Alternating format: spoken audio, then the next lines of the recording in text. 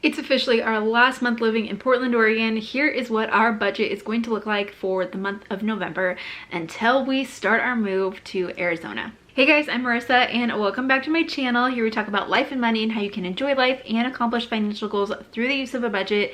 And I share my own personal budget here on YouTube. So today I'm going to walk you through our budget, our plan for the month of November.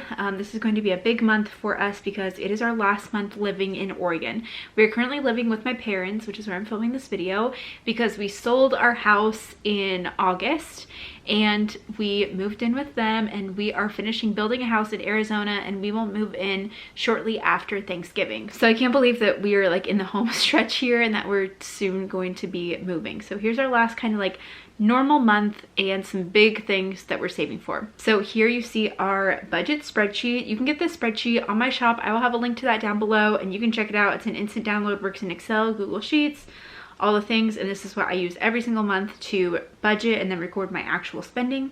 And I've used it for years, so you can get it there. So first thing we have is our income section. We have Jacob's income and my income individually blocked off just for privacy. My husband Jacob works as a W-2 employee and he's fully remote. And so we are able to move because he's remote and his pay will not be changed with the move to Arizona. So one of our reasons behind wanting to move was to save money because it's a lower cost of living. Taxes are a lot less, state income tax, and as well as property taxes. So we're going to be saving a lot of money by moving to Arizona, and thankfully his income won't be affected. So our dollar's just going to be able to go further down in Arizona. And we're also getting a house that's much bigger and nicer than what our previous house was. And so we're excited for that. And that house also cost $70,000 less. Mind you, we are going to have to pay a higher interest rate. So there's going to be that goodness. But all in all, I think it's going to be a good move for us. We're ready for more sunshine, and financially speaking, it should be less expensive for us to be there than in Portland, Oregon. Okay, next up we have our total income then, which is $8,400. We use a zero-based budget, which means all of our income equals all of our money out between expenses, debt, and savings.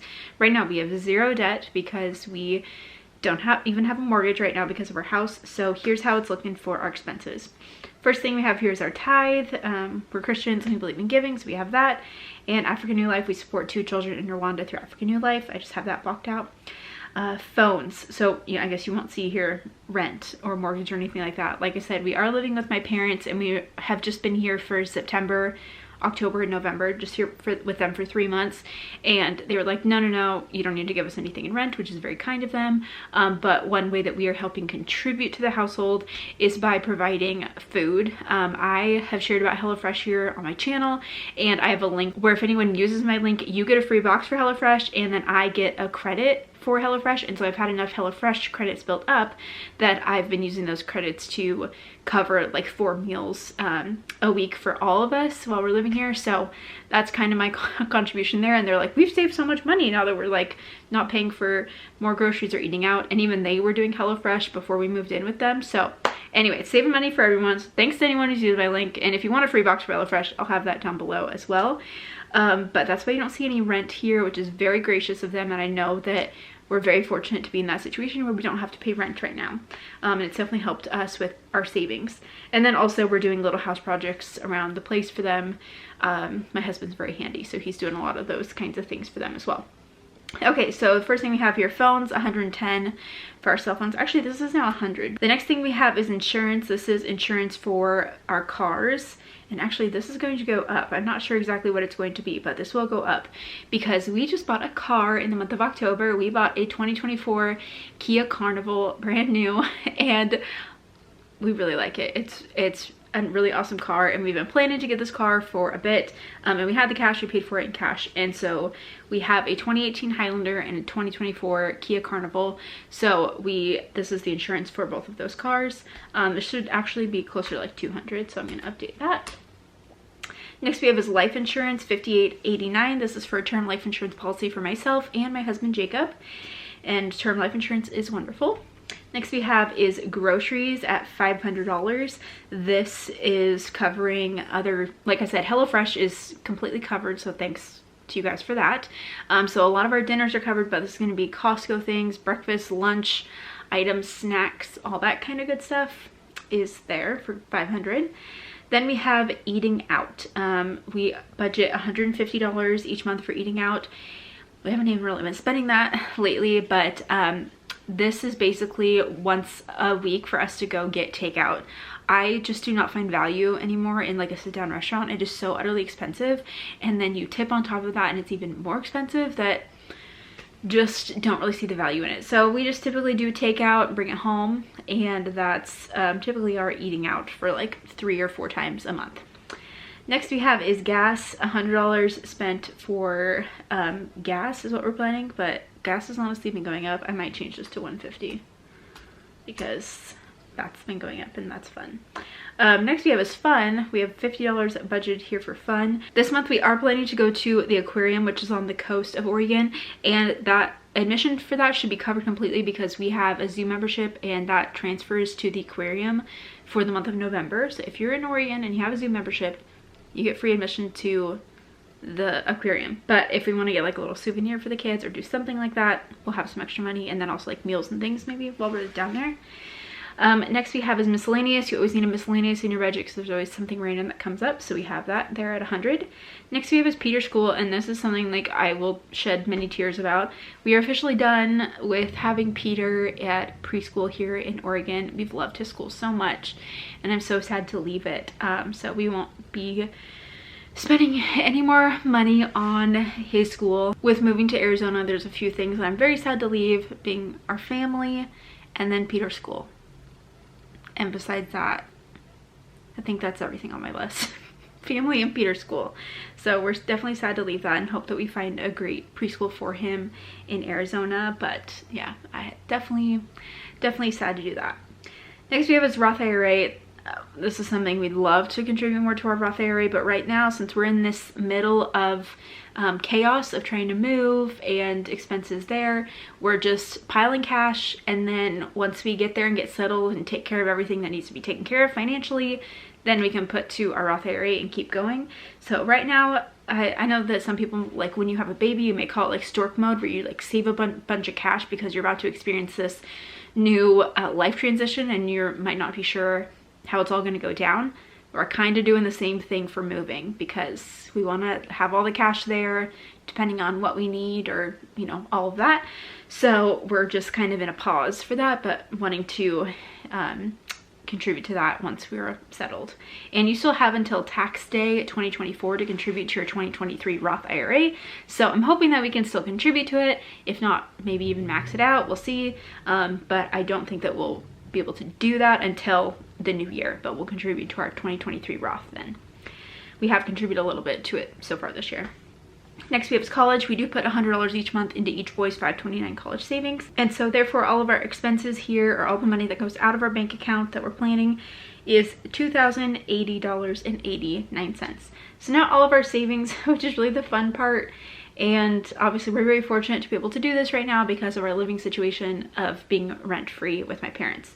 So first thing we have is our emergency fund, our move fund, and our down payment fund. So our emergency fund, we have over 6 months of necessary expenses that we're expecting to have once we move to Arizona.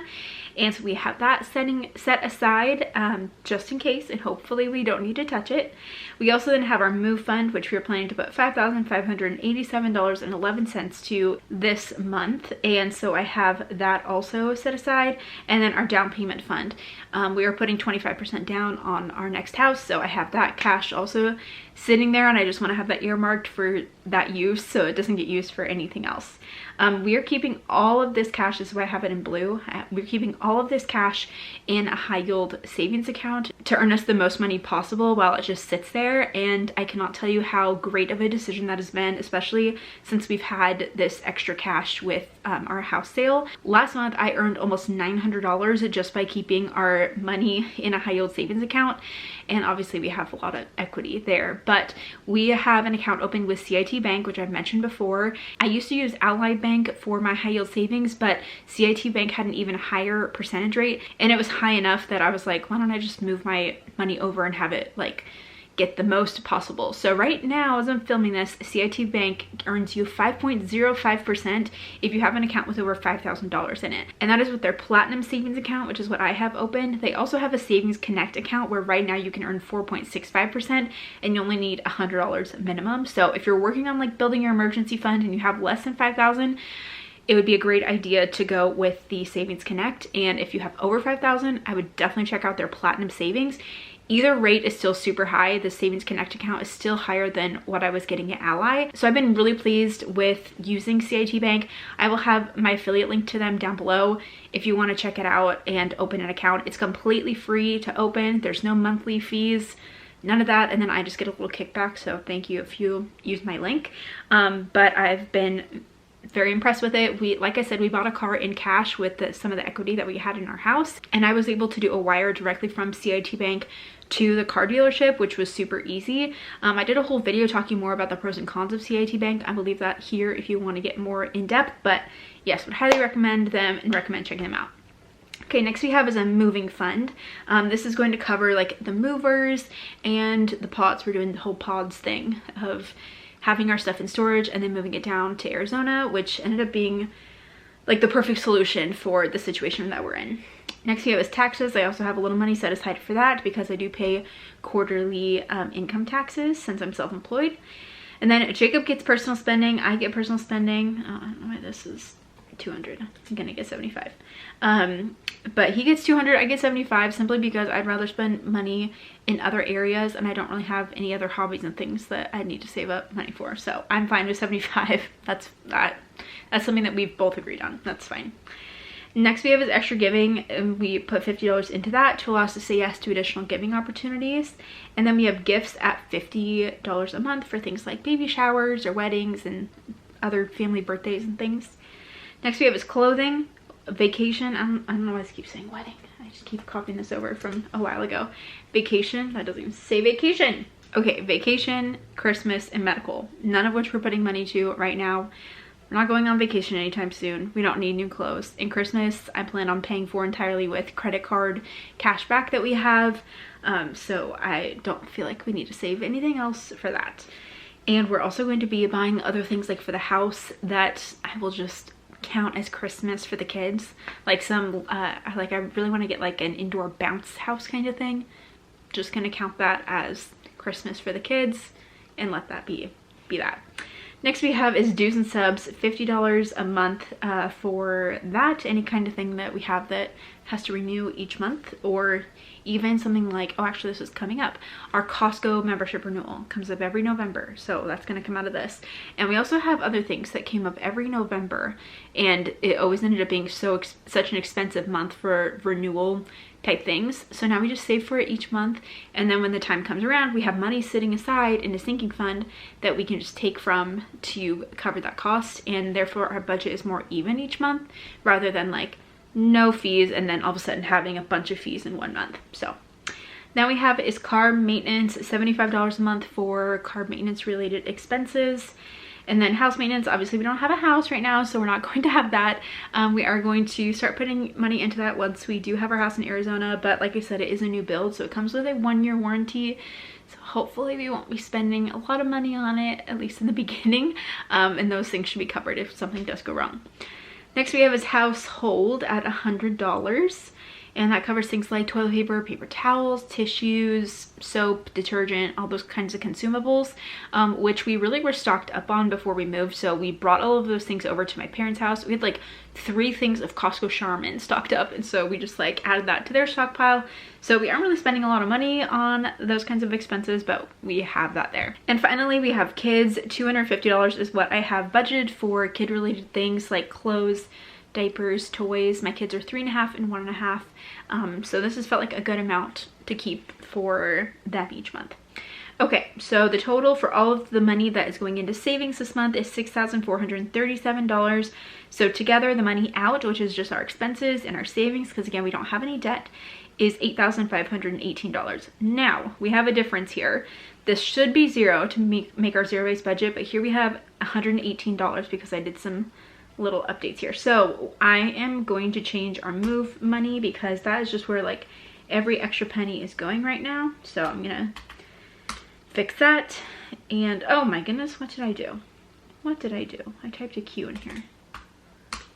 Okay, there we go. So there is our budget for November. I also forgot to mention I do have this blocked off, but this shows the beginning and ending balance for each of these funds so that you can track that and carry it over every month to see how much is in your fund. And I just keep the grand total of all of these, like the ending balance for these three in light blue. That's what I keep in my high yield savings account. And then otherwise, this money that kind of goes in and out every single month from our sinking funds, I like to just keep that in my normal like checking savings so that I have money still in my normal checking and savings for that to come in and out. But a high yield savings account is so great to have for money that you're saving for either a long term or like a mid range term. You can withdraw on your high yield savings account 6 times a month, and that is not a CIT bank thing. That's like a federal regulation kind of thing. So it's best to not have something that's going to be taken in and out constantly during the month, but rather something that you're saving up for a longer period of time. So that's why high yield savings account is the way to go. Let your money earn some extra interest while it's just sitting there, like your emergency fund, which is important to have. So again, I will have a link to this budget template down below, as well as CIT Bank if you want to check them out and sign up for their high yield savings account, which I would highly recommend doing because it's literally free money. And with that, I will look forward to seeing you in the next video. Bye.